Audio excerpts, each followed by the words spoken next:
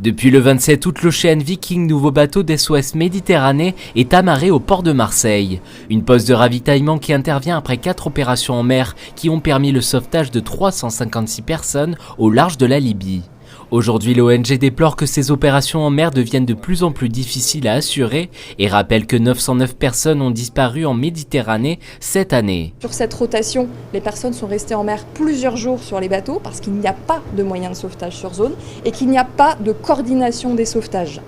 Les gardes-côtes libyens qui ont cette reconnaissance officielle depuis un peu plus d'1 an ne jouent pas ce rôle. Ils ne répondent pas aux appels de détresse, ils ne transmettent pas les informations à notre bateau et aux autres bateaux de sauvetage. Il n'y a donc plus de cadre de sauvetage tel qu'il devrait y avoir conformément au droit maritime international depuis plus d'1 an, depuis ce transfert de responsabilité aux gardes-côtes libyens en fait par l'Italie. Et ça change tout, pas pour nous, pour les personnes qui perdent la vie en mer Méditerranée parce que leur bateau n'est pas repéré et que très probablement des dizaines de bateaux coulent sans même laisser de traces parce qu'il n'y a aucun survivant tout simplement, parce que ces bateaux ne sont même pas signalés. Si ce nouveau bateau est plus adapté au sauvetage en mer avec une capacité plus importante et des abris aménagés sur le pont, il en est plus coûteux. L'Ocean Viking, ça coûte 14 000 € par jour. C'est encore plus cher que l'Aquarius qui coûtait 11 000 € par jour.